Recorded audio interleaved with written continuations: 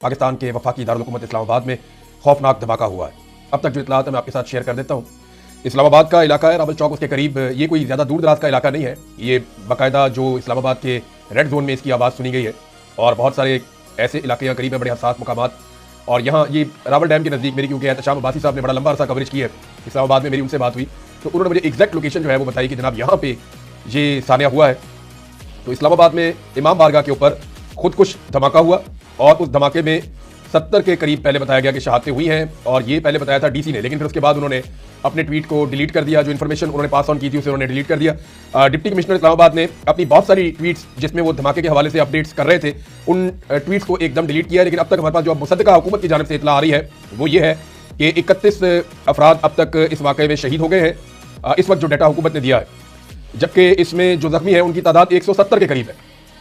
ये अपनी नौयत का एक बड़ा खौफनाक वाक़या है और 3 माह के अंदर इस्लामाबाद में होने वाला दहशतगर्दी का ये दूसरा बड़ा वाक़या है। इससे पहले नवंबर के इख्तिताम के करीब एक खौफनाक धमाका हुआ था इस्लामाबाद में, जिसमें 12 लोग शहीद हो गए थे और बहुत सारे जख्मी हो गए थे, और उस वक्त पुलिस को टारगेट करने की कोशिश की गई थी।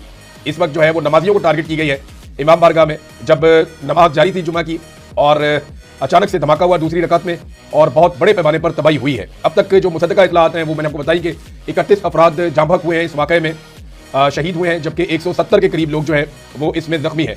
मजीद लोगों की शहादतों का भी खदशा है, क्योंकि बहुत सारे लोग बड़ी तशवीशनाक हालत में यहाँ से अस्पतालों में पहुंचाए गए हैं। फिल्म अस्पताल में बड़ी तादाद में लोगों को लाया गया है। अब जो इस्लामाबाद के रहने वाले नौजवान हैं उनसे गुजारिश है कि वो खून के अतियात देने के लिए इस्लामाबाद के अस्पताल का रुजू करें, क्योंकि इस हवाले से कुछ उलमा इकराम ने और कुछ दीगर लोगों ने सोशल मीडिया के ऊपर भी ये अपील की है कि लोगों को ब्लड की ज़रूरत है, तो खून देने के लिए, खून की अतियात देने के लिए अस्पतालों में आप जाएँ। नाज़रीन, ये वाक़या जब हुआ तो उसके बाद फौरी तौर पे तो बिल्कुल एकदम खामोशी थी, लेकिन फिर मीडिया पे आहिस्ता आहिस्ता की खबरें आना शुरू हुई। मीडिया इस वाक़े के बारे में टिकर चला रहा था, इसके बारे में खबर दे रहा था, और जो डिप्टी कमिश्नर इस्लामाबाद है वो भी इसके बारे में अपडेट कर रहा था। लेकिन फिर एकदम सारा कुछ रुक गया।